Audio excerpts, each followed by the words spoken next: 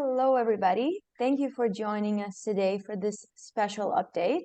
We'll be beginning in just a few minutes. In the meantime, I'm going to start promoting everybody from attendee to panelists. So if you do get a request from me, please accept it so that you can turn on your camera and your mic during the Q&A session. And in the meantime, just hold on. If I miss you, please raise your virtual hand and I'll go back and promote you again. Thank you.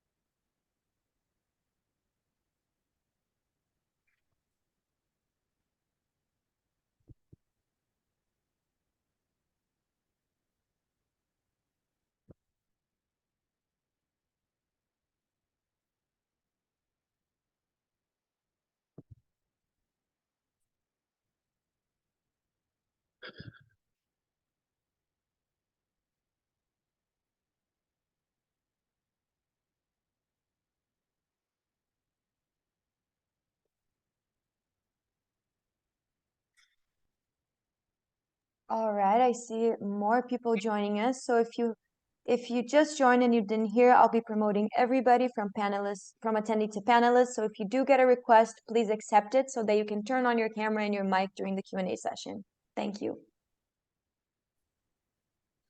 So everybody, welcome. Nice to see everybody coming into the room. We're going to wait a couple of minutes so everybody is ready for David Harris's remarks.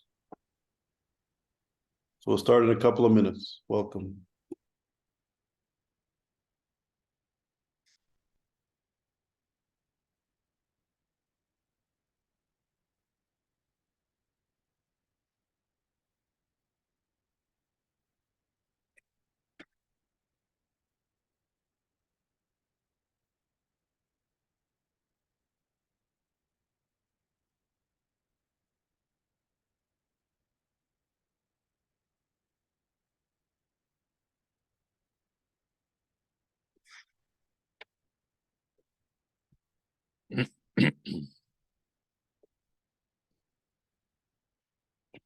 Daphne, we should begin in a moment or so, or what do you think?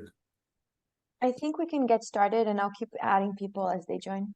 Okay, so I'll give you 1 more minute because people are still coming in, and then we'll start. So everybody, welcome. Thanks for taking the time to be here.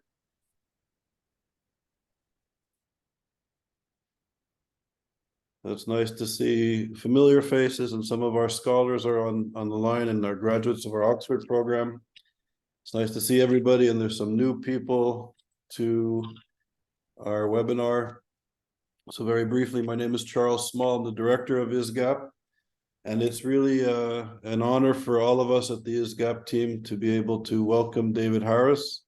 David is the chair of global affairs for ISGAP, and many of you know him from the Jewish community over the decades.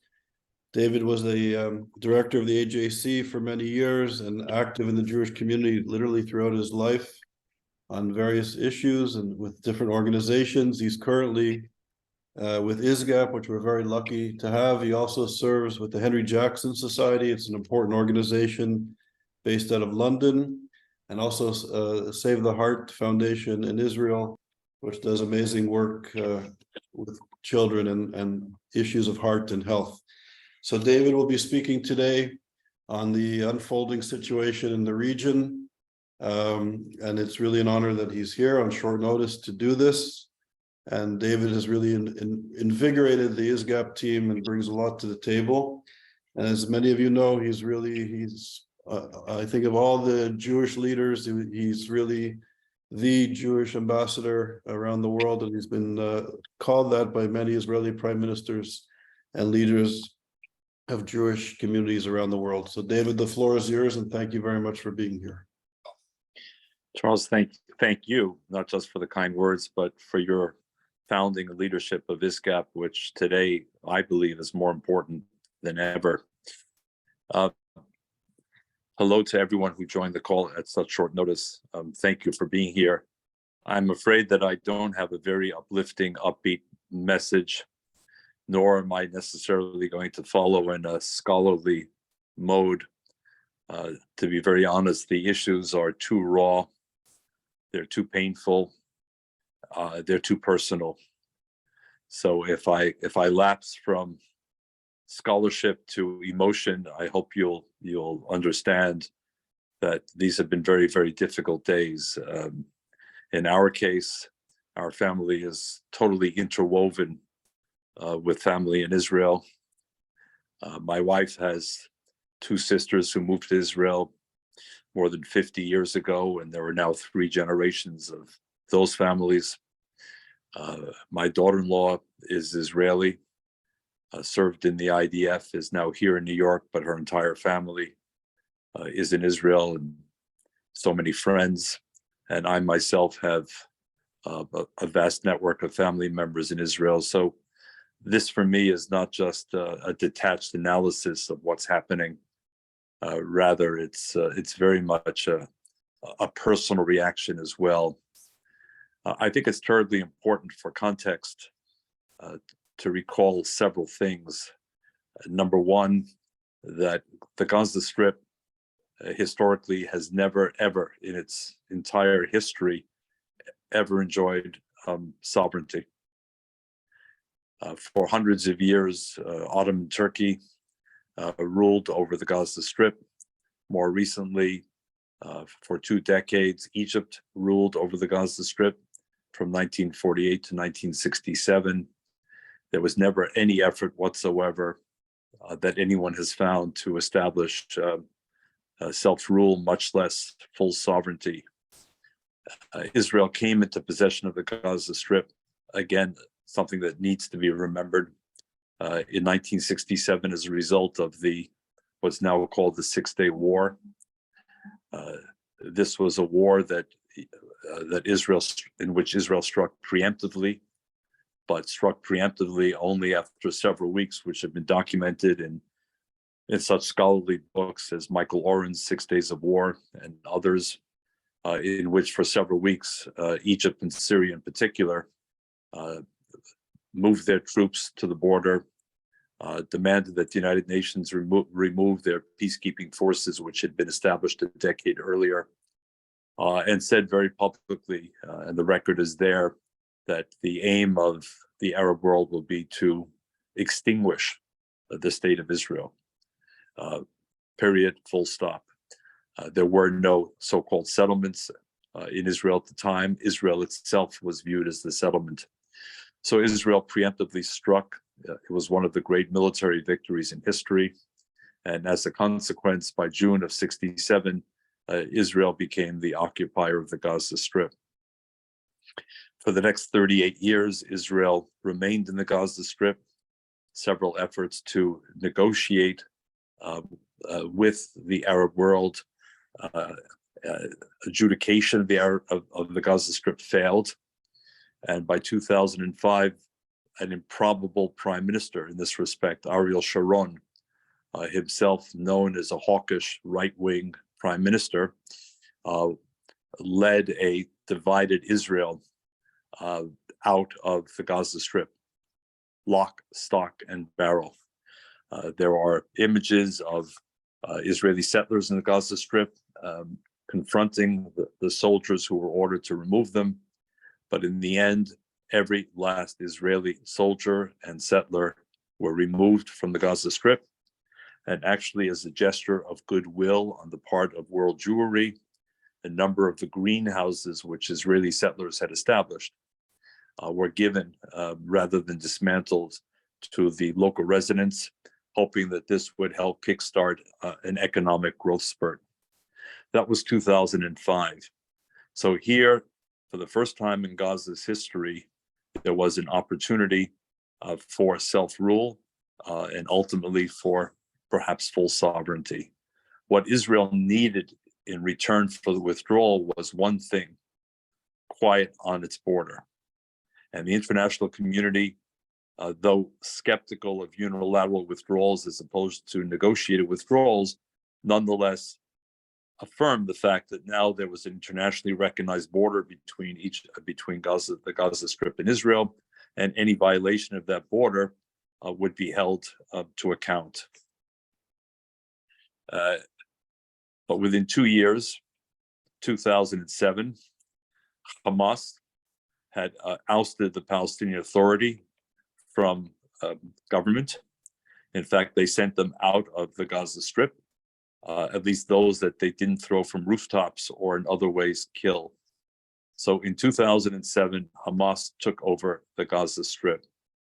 And because of its relevance today, it's important to note that Hamas was and is an extension of the Muslim Brotherhood, that Hamas was and is a jihadist organization whose charter specifically lays out its world vision, which includes the end of the state of Israel as we know it, and its replacement by an Islamic caliphate.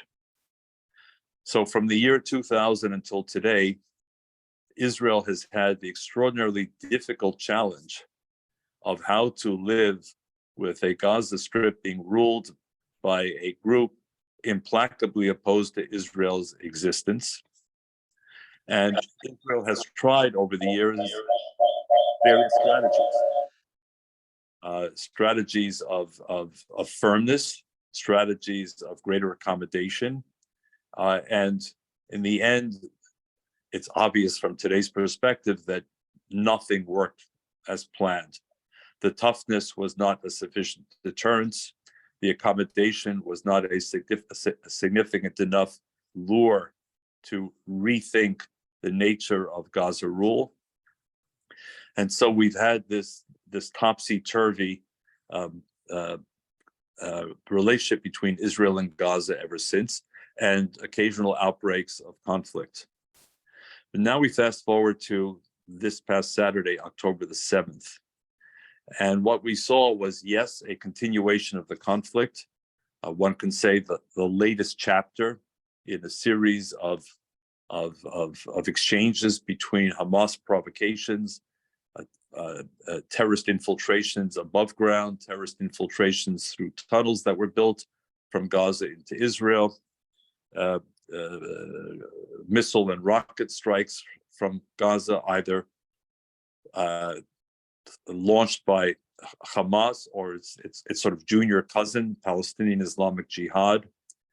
But until Saturday, to state the painfully obvious, we had never seen anything like what we have seen in the past 72 to 96 hours. And October 7th, I believe, will go down in Israeli history, indeed in Jewish history, as perhaps the darkest day of the modern era since the end of the Second World War on May 8th, 1945. With all of the ups and downs that Israel and the Jewish people have faced, there's nothing, not even the surprise attack in the Yom Kippur War of 1973, that I think comes this close to the catastrophe that Israelis experienced. And in a way, it was really twofold. The first was the sheer size and magnitude of the Hamas invasion, air, land, sea, above ground, below ground. I'm not sure we have the exact number of those who managed to cross the border from Gaza, but it appears to be well over 1,000 people. And of course, in that respect, and I have to say it, the bloodlust that followed the infiltration, and this is where it becomes difficult to remain a detached analyst because it's so emotionally painful, including the most recent news that 40 babies were found on a kibbutz, slaughtered, and in some cases beheaded.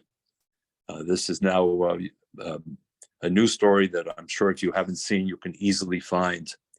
So the images of Israelis being slaughtered, men, women, children, of women being raped, their bodies mutilated and paraded, of the kidnapping of as many as 150, we're told, Israelis of all ages, including small children, of children being placed in cages by Hamas operatives and paraded around, of the elderly being among the kidnapped, the disabled, the sheer magnitude of the catastrophe, of the bloodlust, of the fatalities, of the current situation with the kidnapped is something that Israel could never, ever have imagined, or much less experienced. And the second big shock for Israelis, apart from the sheer magnitude of the savagery and the brutality and the fatalities, was the unpreparedness of Israel for any such eventuality. And again, one will hear the same questions. How could this have happened? Israel, with its much vaunted military, its experienced military, a country with its eyes always open, a country whose head is swivel-headed, who understands the region, who doesn't suffer too often from the naivete or the wishful thinking or the denial that exists elsewhere in the world and that Israelis so often mock. How could you not understand the true nature of Syria? How could you not understand the true nature of Iran or Hezbollah or Hamas or ISIS or Palestinian Islamic Jihad? The Israelis would repeatedly say in Washington, in London, in Paris, in Brussels, in Berlin, in Rome, and elsewhere. And yet here, the very same Israel, with its vaunted military, its second to none intelligence services, its ability to monitor this very narrow, small coastal strip called Gaza, or so it thought. How could this have happened, and on such a massive scale, no less? So where did things go so dramatically wrong? And these are extraordinary political consequences in the months ahead, but not right now. Right now, Israel managed to overcome the deep divisions that were being displayed around the world over judicial reform, that separated the country into competing camps with weekly protests by both sides and the world following. And suddenly, in one split second, the country reunited, restitched together, religious and secular, left and right, atheist and believer. All those differences so often highlighted in Israel all vanished in a split second and were replaced by this remarkable sense of unity. I believe the Defense Ministry quickly called up 300,000 reservists. To the best of my knowledge, every single one appeared as called, and some additional ones who were not called showed up as well. That was the response. And so we have to ask ourselves, at least I asked myself, how could this have happened? What were the elements that would have gone into it? And my first conclusion, and I'm not alone in this, of course, is that Hamas could not have done it by itself. That's not to underestimate Hamas's capabilities, or for that matter, strategic creativity. But nonetheless, the scale suggested that they were helped. And obviously, we have now been following reports that Iran was centrally involved. Iran gave the green light, we're told. And the assumptions today are that Iran was involved in the planning, the training, the arming, and as I said a moment ago, the green lighting of this operation. It's also to be asked, I think, whether Qatar, this small Gulf nation with only some 300 or 350,000 actual citizens, but one of the wealthiest countries in the world with bottomless pockets, whether they were involved. They have been a sponsor of Hamas for many years. They have housed Hamas leaders in Doha for many years. They share the Muslim Brotherhood ideology with Hamas. Did they know were they involved? A third question relates to Turkey. I think I'm going out from the center with Iran being, if you will, the sun, and others potentially being planets, but it's not yet clear. Again, these are all things we will learn more about in the weeks and months ahead. But President Erdogan himself has been close to Hamas for some time. Turkey housed Hamas officials as well within its borders. So was Turkey in any way involved or not? If it was involved, what are the implications given the fact that Turkey is a NATO member, has the second largest army in NATO, I believe, after the United States, and houses important American military bases, by the way, as does Qatar. So as this unfolds, the implications for American diplomacy are potentially very considerable. And of course, with Iran itself, while our relationship with Iran is dramatically different than it is with Turkey or Qatar, the fact of the matter is that under the current administration, there have been efforts to try and return to the JCPOA, the nuclear deal of 2015 that President Obama achieved and that President Trump after him scrapped. But given the recent hostage deal, if one turns on the television, one will see center-right commentators, Republican elected officials in particular, speaking about freezing the $6 billion that was paid as part of the hostage deal in order to punish Iran. So what would be the implications for the United States as a result of this Hamas-triggered invasion with the presumed support of Iran and possibly others? What would be the wider, broader implications of American foreign policy?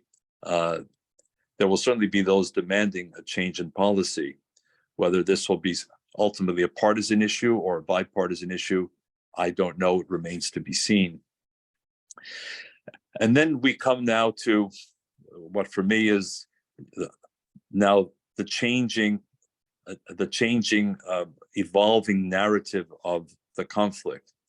From Saturday until yesterday, the focus was almost exclusively on the impact on Israel, with the many debating whether or not to show the gruesome photos, and there are some extraordinarily gruesome, impossible to look at images of what Hamas did, what it perpetrated. But now Israel announces that they have managed to secure the border with Gaza, which presumably means that they have some degree of confidence that all the infiltrators have been found and either taken or, in the language of the military, neutralized. If that's the case, then the tide will now shift principally to Israel's military response. And here it has, again, a number of enormous challenges. First of all, in the past, Israel has been very reluctant to launch ground operations against Gaza. It's a very, very densely populated strip, among the most densely populated in the world. And Hamas and its allies have had months, assuming that there would be an Israeli response to the action, have had months to prepare booby traps and other means of trying to slow down and punish any Israelis that come in on the ground. But given the fact that Israel has now declared war on Gaza and has used terms like destroying the infrastructure of Hamas, sending it effectively back to the Dark Ages, can this be achieved without a ground operation? Most people think it cannot. So we're now going to have, presumably, the extraordinary military, human, political, social consequences of a ground operation of Israelis into this densely populated strip, on top of the airstrikes. But alongside that, Israel has to keep a very wary eye on Hezbollah in Lebanon.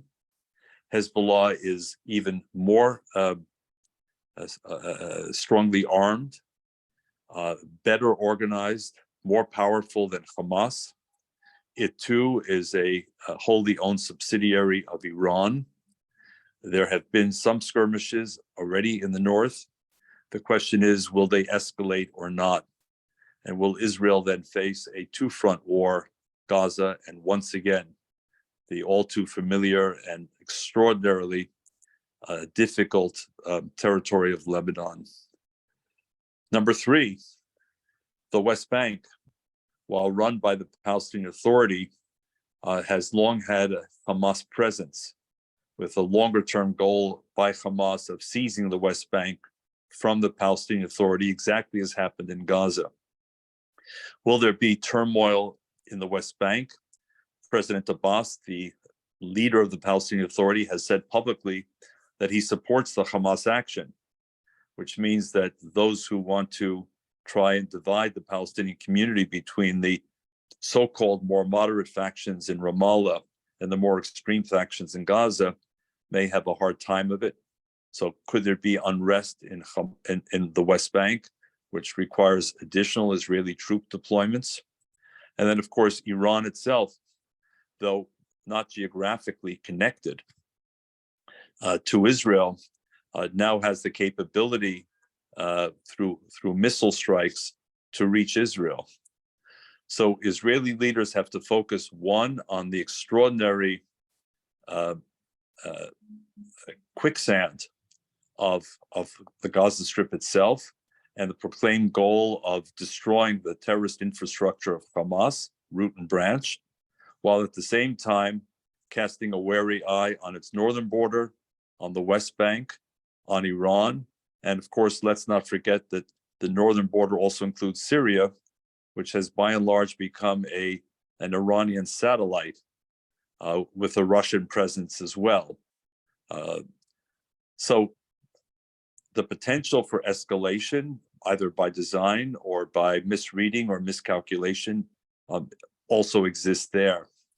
So this is an awful lot for Israel to shoulder, at the same time that it is shouldering the ongoing consequences of the havoc that was wreaked, and not least, the kidnapped. How at one and the same time can you launch a ground and air operation against Hamas in Gaza without endangering still further the lives of those kidnapped, and making it even more remote a possibility that the kidnapped will be released?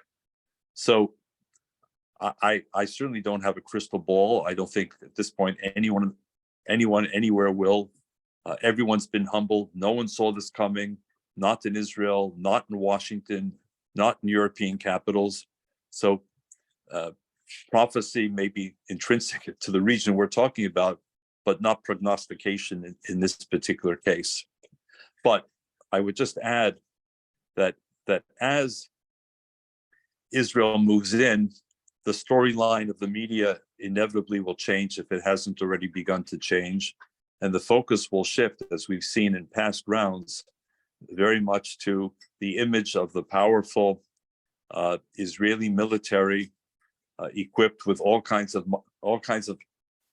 modern equipment, and the Gaza population, to a large degree impoverished, crowded, and we will have a kind of new round of the Israeli Goliath versus the Palestinian David.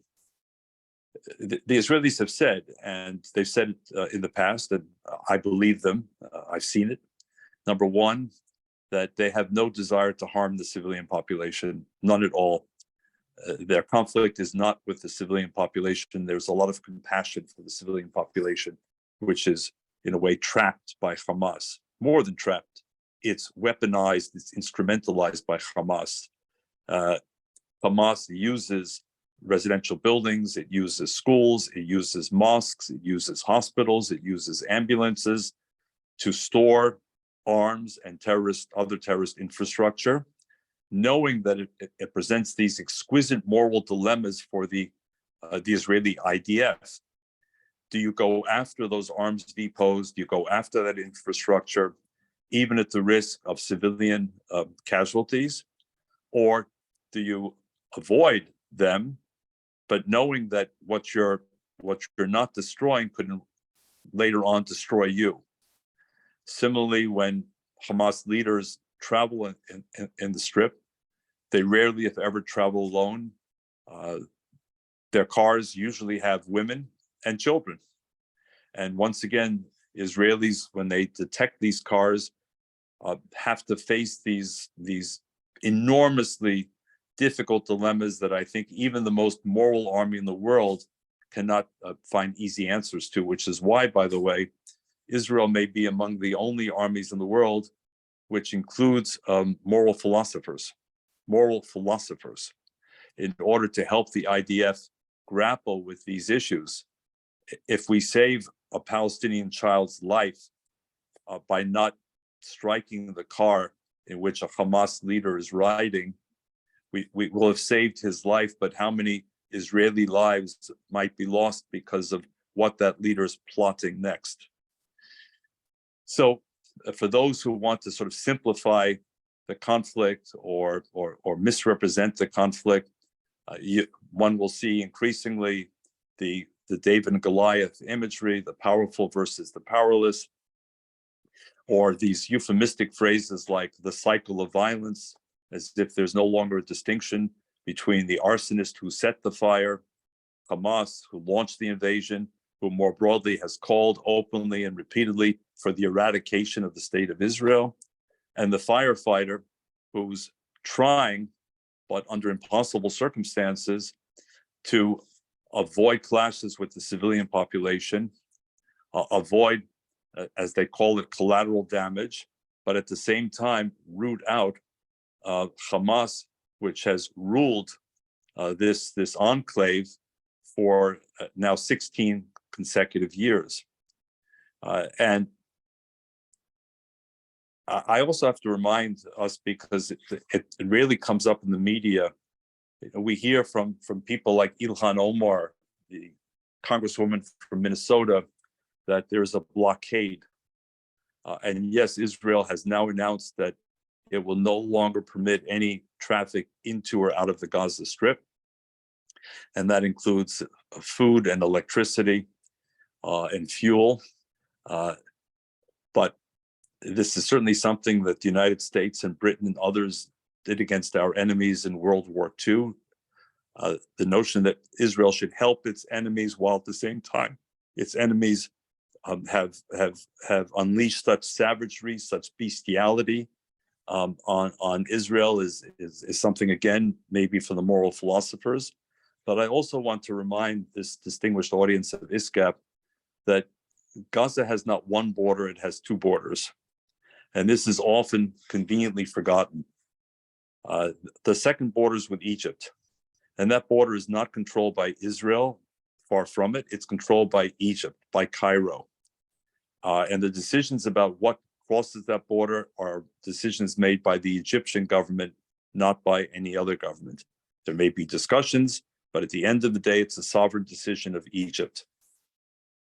But of course, Egypt itself has a serious problem with the Muslim Brotherhood and the ideology that Hamas represents. So Egypt is not keen to see Hamas prosper and succeed either. And yet somehow this gets much less attention, if any at all, in the media. So my own conclusion here, before, Charles, we turn it over to questions and discussion with the audience, is that Israel, in a way, tried to avoid this day of reckoning. Israel may be succumbing at times to a bit of wishful thinking, even amidst its sort of hardcore realpolitik. Still wanted to believe that one day enough Gazans would wake up and say, we can do better than this. In fact, we could even become a Singapore of the Middle East. We could become open, we could become prosperous, We can engage with the countries around us, with our own sovereignty as well, ruling ourselves. But given what's happened, and given the fact that even if you just look at numbers, not individual stories, what happened on October the 7th and 8th was worse than 9/11 for the United States by a factor of at least 10, meaning 1,000%. That if we in the United States lost some 3,000 people in the Al-Qaeda attacks, that the equivalent in proportional numbers for Israel was over 30,000 people who were killed. There were well over 2,000 people who are injured. So that would mean 20 to 25,000 Americans. And there are as many as 150 Israelis who were kidnapped, which means in American terms, as many as 1,500. That's the enormity of what Israel has faced. And I have to add, in my case, as a son of two Holocaust survivors, both my mother and my father, I'm the first person in my entire extended family born in the United States, the first. Everyone came from Europe and through Europe, and in most cases somehow survived Europe. But what I witnessed on Saturday and Sunday and Monday, what I've been reading, the images I've seen, the many people I've spoken to in Israel, family, officials, analysts, you name it. The only thing to compare this to is the ISIS campaign, including the beheading of Christians in Libya and Iraq and elsewhere, but even more to Nazi Germany. That this, again, this bloodlust, this glee, this celebration that we are killing Israelis, read Jews, that we are raping their women and then mutilating their bodies and parading them through the streets. We are humiliating them. We are bringing them to their knees. And we are celebrating this because we believe that this fulfills our notion of God, Allahu Akbar. This is our interpretation of God being great. This is their religious ideology, obviously. This is not the religious ideology of all Muslims. It's the ideology of Hamas as an exponent of the Muslim Brotherhood. So there are difficult, dark days ahead. I have every reason to believe that ultimately Israel will, when I say prevail, I'm not sure exactly what the definition of prevailing means here, but will restore security on the border with Gaza, will certainly reduce the capacity of Hamas, will seek to restore a measure of deterrence, which has been key to the Israeli strategy, will try to keep Hezbollah, Hamas in the West Bank, and Iran at bay as best they can. And my final point, for those of you who may have heard President Biden just an hour or two ago, for me, it was actually one of the most extraordinary speeches I've ever heard from an American president, because it was raw. It was to the point. It wasn't overly scripted. It came from not just the heart, it came from the gut. It was a complete and total identification with Israel. All the tension between President Biden and Prime Minister Netanyahu, at least in that moment, went out the window. Just as all the conflict within Israel went out the window on October the 7th. The United States made abundantly clear, we are here. We are warning Israel's other potential adversaries, don't make a move. We are moving assets to the region. And I must also add, as someone who's at times been critical of European squeamishness, European even-handedness, that at least until now, the major countries of Europe, France, Germany, Italy, the countries of Central and Eastern Europe, and very notably Britain, have been shoulder to shoulder with Israel. And I'm sure it's not just rhetorical. How long that continues, again, it remains to be seen. But the statements have been so powerful, so unambiguous. In some respects, if I may say so, as a European citizen myself, I'm a dual citizen of Austria and the United States. In some respects, the statements have been so un-European. I remind us that in 1973, during the Yom Kippur War, when the United States wanted to resupply Israel as the war was extended, not one European country, not one NATO member, not one country on which America had bases, Italy, Germany, Great Britain, and others, not one was willing to allow American cargo planes to land, to refuel in order to carry weapons to Israel, to carry on the fight, and ultimately to win the fight. In the end, in the middle of the night, planes landed in the Azores. They refueled and they took off before the Portuguese even knew what had happened. The Europe of today may be sobered by Ukraine, maybe the realization that the kind of soft power which Europe believed could prevail even versus American hard power, the soft power of business, of trade, of investment, of dialogue, of coexistence, could supplant the hard power of the Kantian world.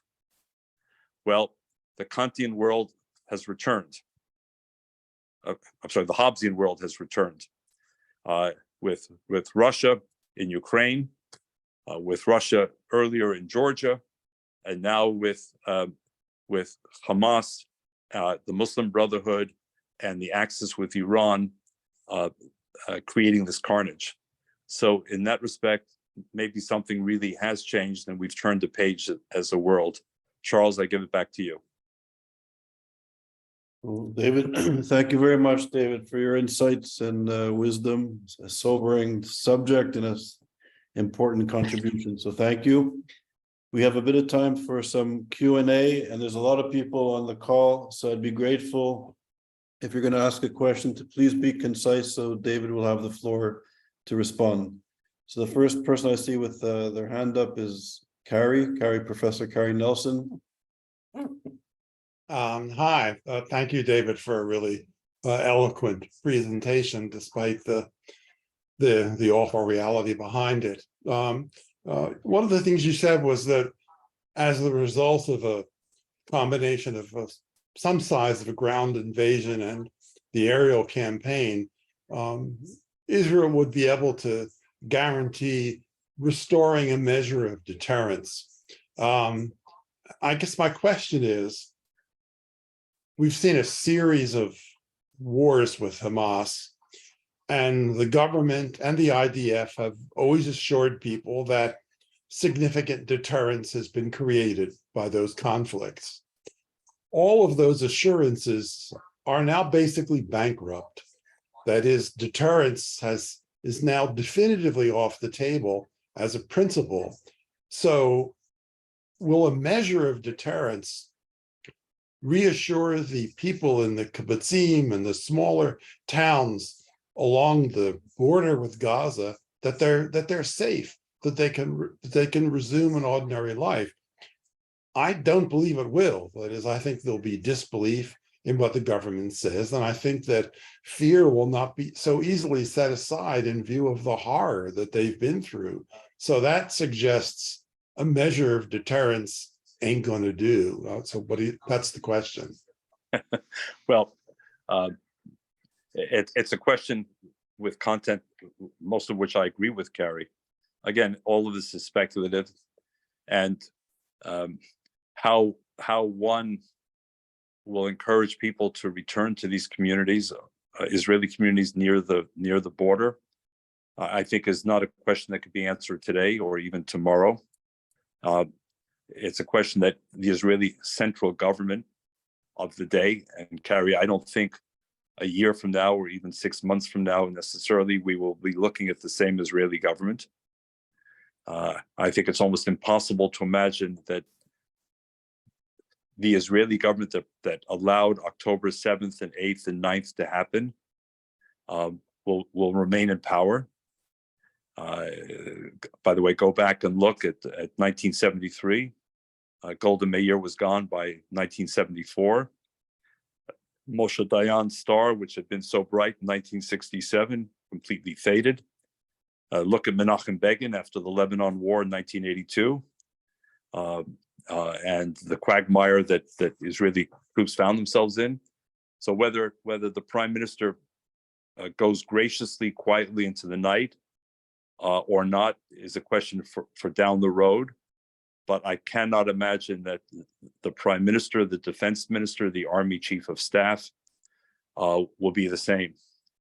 And I would assume that when the war is behind us, at least until the next round, Carrie, that the new government of Israel will be focusing on a number of priorities, but one of them will be attempts to restore confidence that one can live in these communities, these kibbutzim, these villages along the border.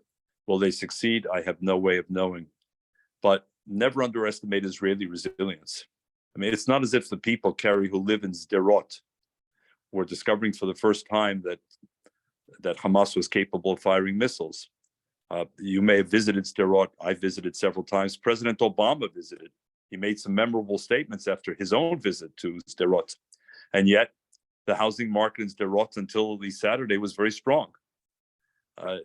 Again, the same way that 300,000 reservists showed up when 300,000 were called and none moved to Canada, a reference to our generation, or to Sweden, I think says an awful lot about Israeli resilience. So sure, there'll be those who are afraid, and there'll be those who make a point of going back as an act of defiance. So, but the other question is, what about deterrence?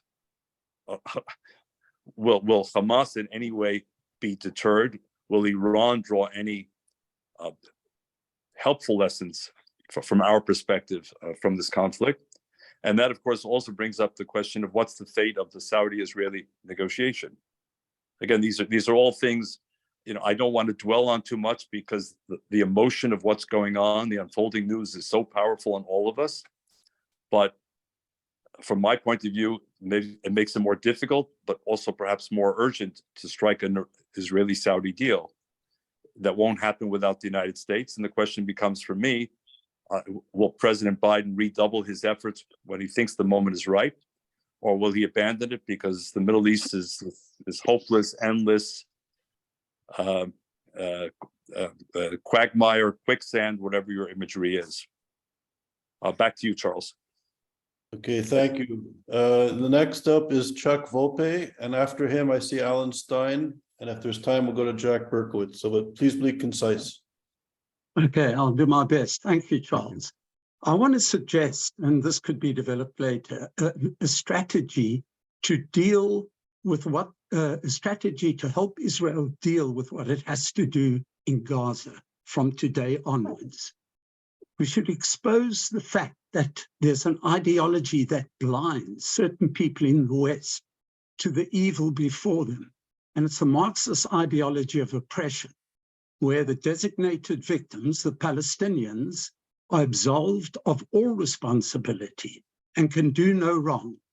And by implication, Israel is held responsible by omission and commission for all the hardship and all the suffering.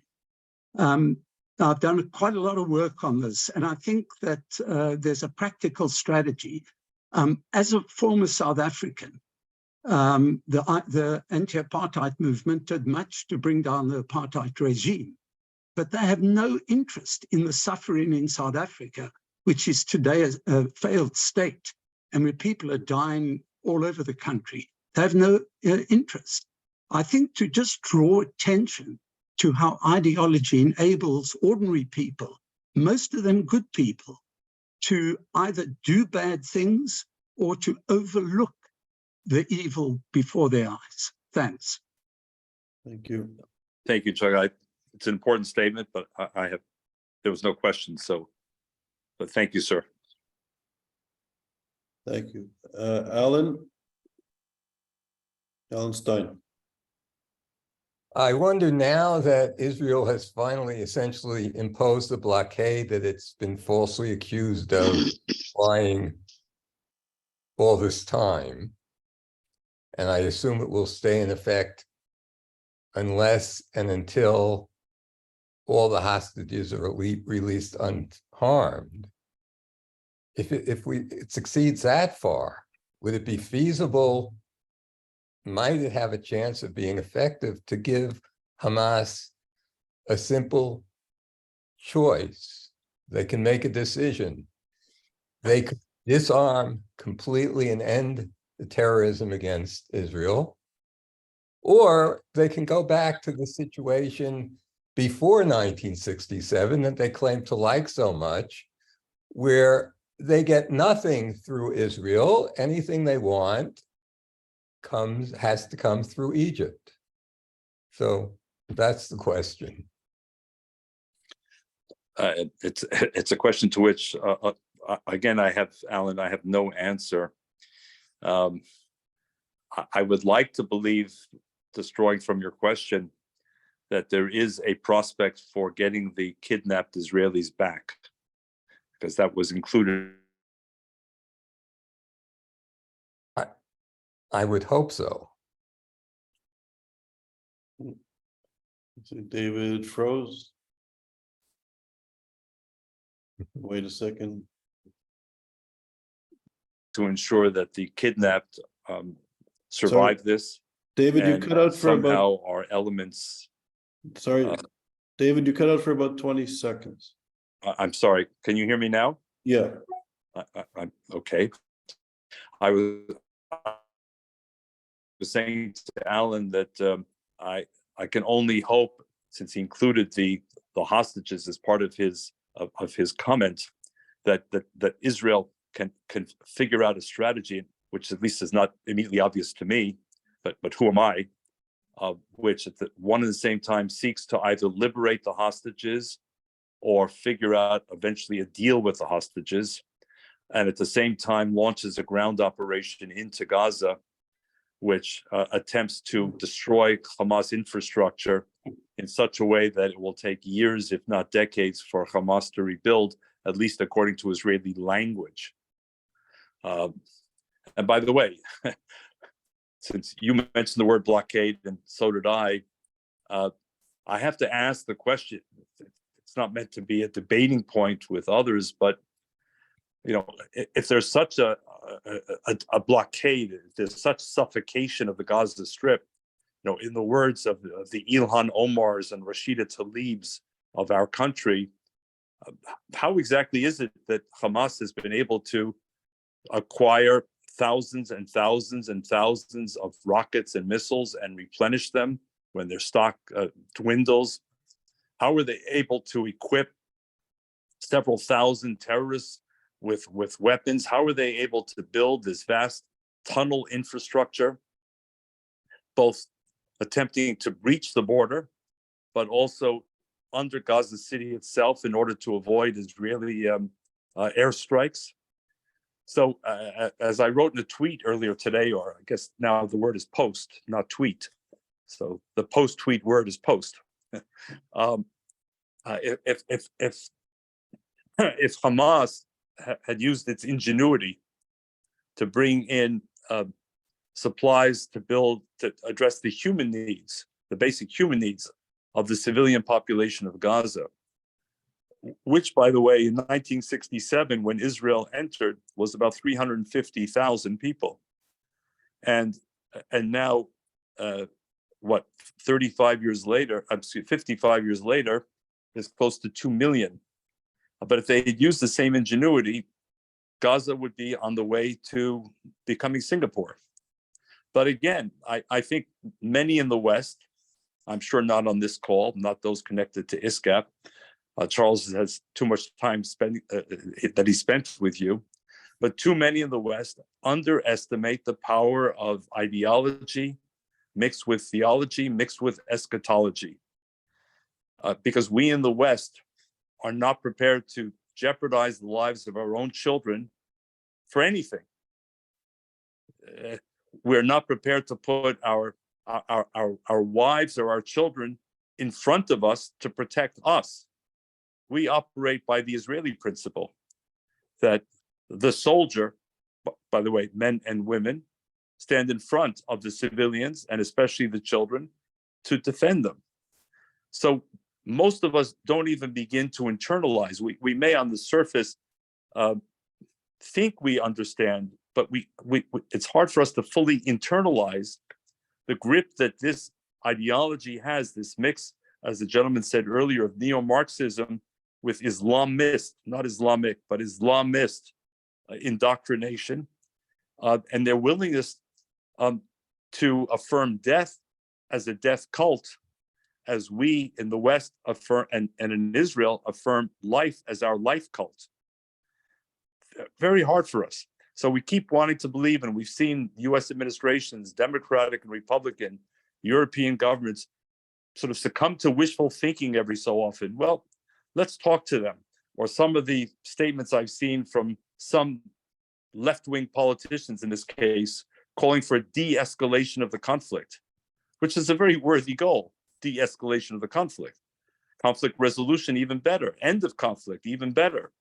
But they're failing to understand, in my judgment, the grip that this cocktail of ideology, theology, and eschatology, actually eschatology is an element of theology here, but that this grip has on people who are willing to sacrifice themselves, their children, the buildings in which they live, the schools which their children attend, all in the name of this higher authority, which is calling for the destruction of the state of Israel and its replacement by an Islamic caliphate.